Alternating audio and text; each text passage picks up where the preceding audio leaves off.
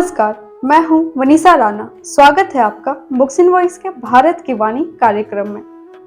आज हम आपको भारतीय साहित्य के महान कवि रविंद्रनाथ टैगोर की एक बेहद प्यारी और मासूम कविता लुका छिपी से परिचित कराने जा रहे हैं। रविंद्रनाथ टैगोर की कविता लुका छिपी एक बच्चे और उसकी माँ के बीच की कोमल, चंचल और मासूम भावनाओं का अद्भुत चित्रण प्रस्तुत करती है। इस कविता में बच्चा अपने शरारती अंदाज में माँ के साथ खेलता है, खुद को फूल बनाकर चंपा के पेड़ पर खिलने में छिप छिप कर मुस्कुराने की कल्पना करता है। वह चाहता है कि माँ उसे ढूंढे, पुकारे, लेकिन वह खुद चुपचाप हंसता रहे। उसकी नटखट हरकतों में माँ की चिंता और स्नेह की झलक दिखाई देती है। कविता में टैगोर ने बच्चे की दृष्टि से रोजमर्रा की घटनाओं को रोमांचक और जादुई रूप में दिखाया है।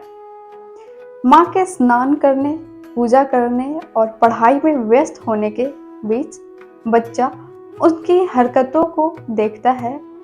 अपने छोटे छोटे खेलों और शरारतों में से माँ के जीवन में आनंद और हंसी भरता है। फूलों की सुगंध, पेड़ की छाया और कमरे के दृश्य सब बच्चे की कल्पना और मासूम नटखटपन से जीवंत हो उठते हैं। अंततः बच्चा खेल खत्म कर खुद वापस अपने वास्तविक रूप में लौटता है और माँ के पास आकर कहानी सुनने की इच्छा व्यक्त करता है।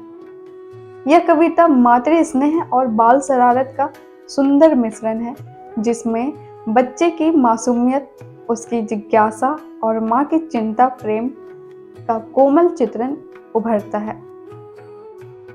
यह हमें याद दिलाती है कि बच्चों की दुनिया कितनी सरल, कल्पनाशील और खुशियों से भरी होती है और माँ का स्नेह हर शरारत को आनंदमय बताता है। तो आइए सुनते हैं रविंद्रनाथ टैगोर की यह भावनात्मक कविता लुका छुपी। लेखक रविंद्रनाथ टैगोर। यदि मैं शरारत करूं, फूल बनकर चंपा के वृक्ष पर जा खिलूं, किसी भोर बेला में डाली पर हिलने डुलने लगूं, तब तो माँ तुम मुझसे हार जाओगी। माँ तब क्या तुम मुझे पहचान सकोगी? तुम पुकारोगी, मुन्ना कहाँ गया रे?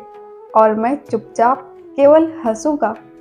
जब तुम किसी काम में लगी रहोगी, तब मैं आंखें खोले हुए सब कुछ देखूंगा। स्नान करके तुम चंपा के नीचे से निकलोगी, पीठ पर केस फैलाए हुए, वहां से पूजा घर में जाओगी। तब तुम्हें दूर से फूल की सुगंध आएगी, किंतु तुम समझ नहीं पाओगी कि सुगंध तुम्हारी मुन्ना के शरीर से आ रही है। सबको खिला पिलाकर दोपहर में तुम महाभारत लेकर बैठोगी। कमरे की खिड़की से वृक्ष की छाया तुम्हारी पीठ और गोद में पड़ेगी। मैं तुम्हारी पुस्तक पर आ झुलाऊंगा अपनी नन्ही सी छाया। क्या तुम समझ सकोगी? तुम्हारी आंखों में मुन्ना की छाया तैर रही है।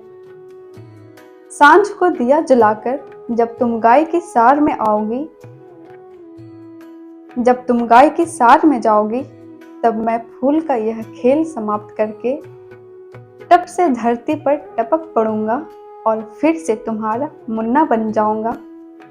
तुम्हारे पास आकर कहूंगा, कहानी सुनाओ। तुम पूछोगी, तो कहाँ गया था रे नटखट? मैं कहूंगा, सो मैं नहीं बताऊंगा। तो दोस्तों, अंत में यही कहा जा सकता है कि लुका छुपी सिर्फ एक कविता नहीं, बल्कि बच्चे और माँ के बीच के अटूट प्रेम और मासूमियत का अद्भुत चित्र है। इसमें नटखटपन, खेल और कल्पना का ऐसा संगम है जो हर पाठक के चेहरे पर मुस्कान और हृदय में गर्माहट ला देता है।